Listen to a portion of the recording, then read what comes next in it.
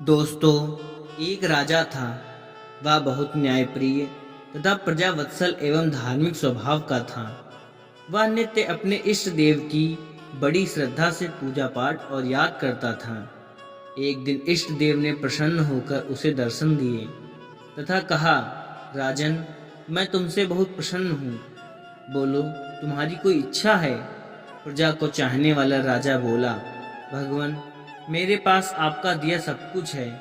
आपकी कृपा से राज्य में सब प्रकार सुख शांति है। फिर भी मेरी एक ही इच्छा है कि जैसे आपने मुझे दर्शन देकर धन्य किया, वैसे ही मेरी सारी प्रजा को भी कृपा कर दर्शन दीजिए। यह तो संभव नहीं है। ऐसा कहते हुए भगवान ने राजा को समझाया, परंतु प्रजा को चाहने वाला राजा भगवान से जिद करने लगा। आखिर भगवान को अपने साधक के सामने झुकना पड़ा और वे बोले, ठीक है, कल अपनी सारी प्रजा को उस पहाड़ी के पास ले आना और मैं पहाड़ी के ऊपर से सभी को दर्शन दूंगा। ये सुनकर राजा अत्यंत प्रसन्न हुआ और भगवान को धन्यवाद दिया। अगले दिन सारे नगर में ढिंढोरा पिटवा दिया कि कल सभी पहाड़ के नीचे मेरे साथ पहुँचे, वहाँ भगवान आप सबको दर्शन देंगे। दूसरे दिन राजा अपने समस्त प्रजा और स्वजनों को साथ लेकर पहाड़ी की ओर चलने लगा। चलते चलते रास्ते में एक स्थान पर तांबे की सिक्कों का पहाड़ देखा। प्रजा में से कुछ एक लोग उस ओर भागने लगे। तभी ज्ञानी राजा ने सबको सतर्क किया कि कोई उस ओर ध्यान न दे, क्योंकि तुम सब भगवान से मिलने जा रहे हो। इन तांबे के सिक्कों के पीछे अपने भाग्य को लात मत मारो। परंतु लोभ लालच में वशीभूत प्रजा के कुछ एक लोग तो तांबे के सिक्कों वाली पहाड़ी की ओर भाग ही गए और सिक्कों की गठरी बनाकर अपने घर की ओर चलने लगे। वे मन ही मन सोच रहे थे, पहले ये सिक्के तो समेट लें, भगवान से तो फिर कभी मिल ही लेंगे। राजा खिन्न मन से आगे बढ़े। कुछ दूर चलने पर चांदी के सिक्कों का चमचमाता पहाड़ दिखाई दिया।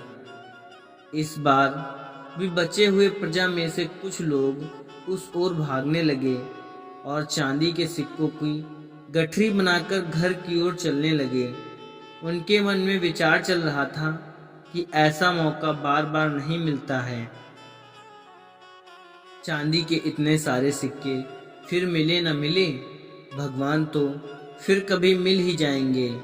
इसी प्रकार कुछ दूर और चलने पर सोने के सिक्कों का पहाड़ नजर आया। अब तो प्रजाजनों में बचे हुए सारे लोग तथा राजा के स्वजन भी उस ओर भागने लगे। वे भी दूसरों की तरह सिक्कों की गठरियां लाद लाद कर अपने अपने घर की ओर चल दिए। अब केवल राजा और रानी ही शेष रह गए थे। राजा रानी से कहने लगे, देखो कितने लोभी ये लोग, भगवान से मिलने का महत्व ही नहीं जानते। भगवान के सामने दुनिया की ये सारी दौलत क्या चीज है। सही बात है। रानी ने राजा की बात का समर्थन किया और वह आगे बढ़ने लगे। कुछ दूर चलने पर राजा और रानी ने देखा कि सप्तरंगी आभा बिखेरता हीरो का पहाड़ है। अब तो रानी से भी रहा नहीं गया। हीरो के आकर्षण से वह भी दौड़ पड़ी और हीरो की गठरी बनाने लगी। फिर भी उसका मन नहीं भरा तो साड़ी के पल्लू में भी बांधने लगी। वजन के कारण रानी के वस्त्र देह से अलग हो गए, परंतु हीरो का तृष्णा अभी भी नहीं मिटा। यह देख राजा को अत्यंत ही ग्लानि और विरक्ति हुई। बड़े दुखद मन से राजा अकेले ही आगे बढ़ते गए। वहां सचमुच भगवान खड़े उनका इंतजार कर रहे थे। राजा को देखते ही भगवान मुस्कुराए और पूछा, कहाँ है तुम्हारी प्रजा और तुम्हारे प्रियजन? मैं तो कब से उनसे मिलने के लिए बेकरारी से उनका इंतजार कर रहा हूँ। राजा ने शर्म और आत्मग्लानि से अपना सिर झुका दिया। तब भगवान ने राजा को समझाया, राजन, जो लोग अपने जीवन में भौतिक सांसारिक प्राप्ति को मुझसे अधिक मानते हैं, उन्हें कदाचित मेरी प्राप्ति नहीं होती है और वह मेरे स्नेह तथा कृपा से भी वंचित रह जाते हैं। दोस्तों, कहानी का सार, जो जीव अपनी मन बुद्धि और आत्मा से भगवान की शरण में जाते हैं और सर्वलौकिक संबंधों को छोड़ के प्रभु को ही अपना मानते हैं, वो ही भगवान के प्रिय बनते हैं। दोस्तों, इसी शीर्षक में एक और कहानी पेश करता हूँ। भगवान की कृपा से सब मिलता है। एक राजा था। वह जब पूजा के लिए मंदिर जाता तो दो भिखारी उसके दाएं और बाएं बैठा करते थे।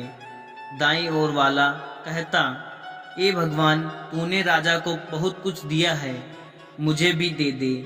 बाईं ओर वाला कहता, ए राजा, भगवान ने तुझे बहुत कुछ दिया है, मुझे भी कुछ दे दे। दाईं ओर वाला भिखारी बाईं ओर वाले से कहता, भगवान से मांग, निसंदेह वही सबसे अच्छा सुनने वाला है।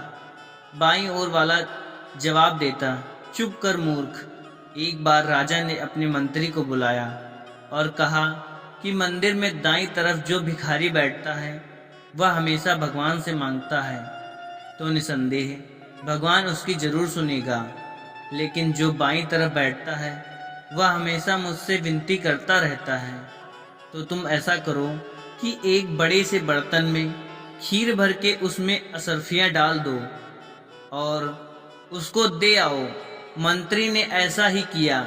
अब वह भिखारी मजे से खीर खाते खाते दूसरे भिखारी को चिढ़ाता हुआ बोला, हुह, बड़ा आया, भगवान देगा। यह देख राजा से मांगा तो मिल गया। न खाने के बाद जब उसका पेट भर गया तो उसने खीर से भरा बर्तन उस दूसरे भिखारी को दे दिया और कहा, ले पकड़, तू भी खा ले, मूर्ख। अगले दिन जब राजा पूजा के लिए मंदिर आया तो देखा कि बाईं तरफ वाला भिखारी तो आज भी वैसे ही बैठा है, लेकिन दाईं तरफ वाला गायब है। राजा ने चौंक कर उससे पूछा, क्या तुझे खीर से भरा बर्तन नहीं मिला? भिखारी, जी मिला था, क्या शानदार खीर थी, मैंने खूब पेट भर कर खाई। राजा बोला, फिर? भिखारी बोला, फिर वह जो दूसरा भिखारी यहाँ बैठता है, मैंने उसको दे दी। मूर्ख हमेशा कहता रहता था, भगवान देगा, भगवान देगा। राजा मुस्कुरा कर बोला, बेशक भगवान ने उसे दे ही दिया। इसी तरह हमें भी उस भगवान से ही विनती करनी चाहिए, वही हमें देने वाला है।